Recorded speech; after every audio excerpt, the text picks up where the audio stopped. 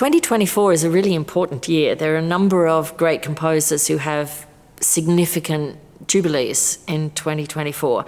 And the two that are closest to my heart, because I do a lot of their works, are Schoenberg and Bruckner.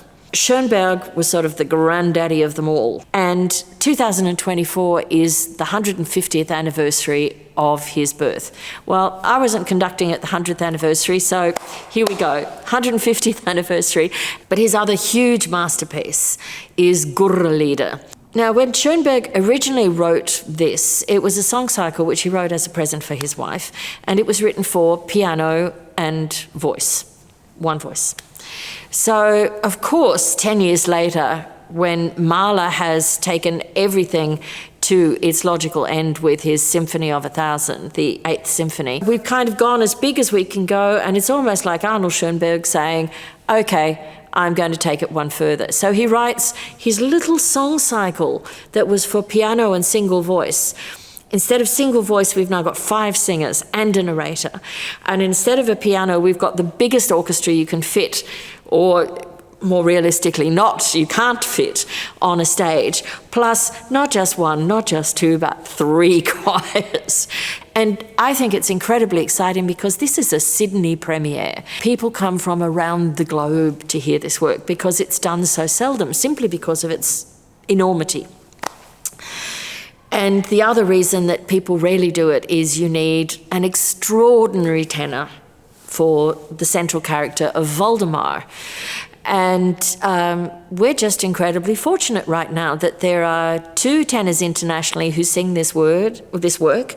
One is Stuart Skelton, who will be returning to us in 24 in Valkyra as Sigmund, and the other one is the New Zealander Simon O'Neill. So aren't we lucky? And I'm delighted to introduce Australian audiences to a soprano I've worked with many, many times in Berlin, in Vienna, in Hamburg, in Munich. Her name is Ricarda Mehrbert. She's an extraordinary singer, and I know that she and Simon together are going to be able to communicate the love story between Waldemar and Tove that makes up the whole huge first section of this extraordinary work.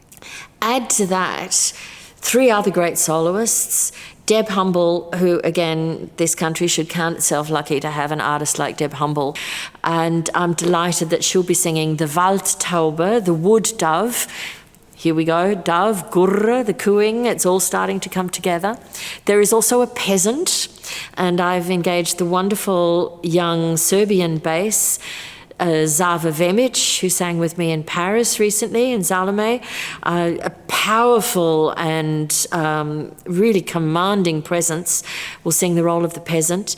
And then again, 2 marvellous Australian artists, Andrew Goodwin as the fool, which is a bizarre role. And then there's the character of the speaker. And here we have the chance to hear Schoenberg looking to the future, because the role of the speaker is written in what we call Sprechgesang, which literally means speech singing. And Warwick Fife, who's a marvellous Australian artist, is going to be able to bring the precision and the character to the role of the Sprecher. So we've got a great lineup of soloists.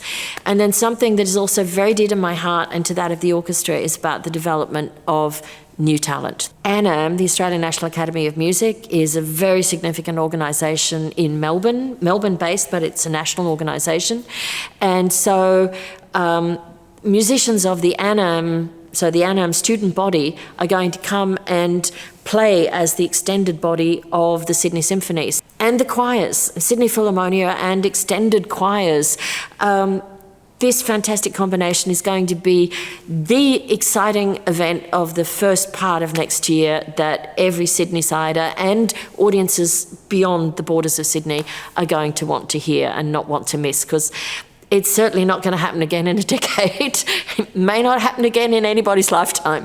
This is a one-off. I mean, Sydney has never seen a Gurrelieder, never heard a Gurrelieder. I'm incredibly excited to be the person who introduces Sydney audiences to this. That's going to be a week to remember.